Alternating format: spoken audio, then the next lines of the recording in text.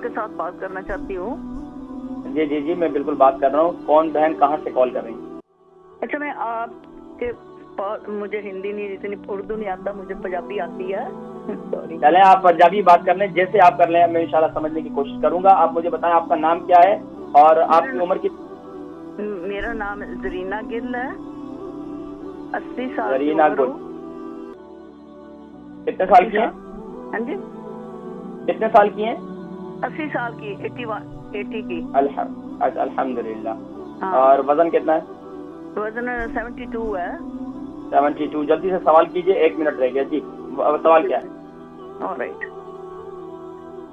मुझे कफ बहुत है, खांसी बहुत आती, खांसी।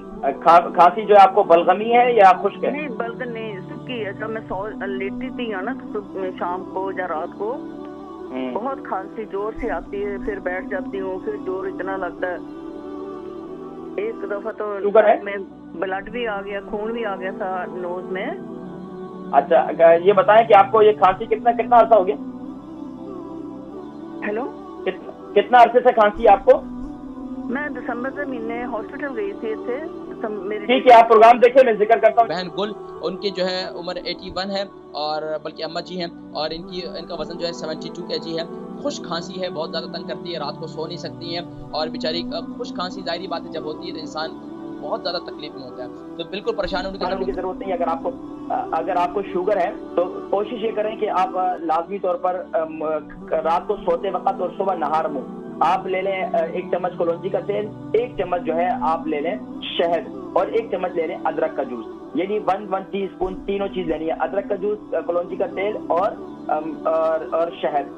अगर शुगर नहीं है तो शहद इस्तेमाल करें, और अगर शुगर है तो शहद इस्तेमाल ना करें। ये 2 चीजें इस्तेमाल करें रात को सोते वक्त, और सुबह नहार मुंह इस्तेमाल करें, आपकी खांसी वांसी बिल्कुल खत्म हो जाएगी। इसके अलावा आप चाय पीती हैं, आप कॉफी पीती हैं, आप कुछ पीती हैं, दूध पीती हैं, उसके अंदर 1 चम्मच आप सुबह के वक्त में जैतून का तेल डालकर पी लें, आपकी ये खांसी बिल्कुल खत्म हो जाएगी इंशाल्लाह। इसके अलावा खांसी अगर रात को बहुत ज्यादा होती है तो अपने पास आप काली मिर्ची पाउडर को शहद के अंदर डाल के रख दें, थोड़ा थोड़ा उठ के उसको चाटें, तो इंशाल्लाह आपकी ये खांसी खत्म हो जाएगी इंशाल्लाह।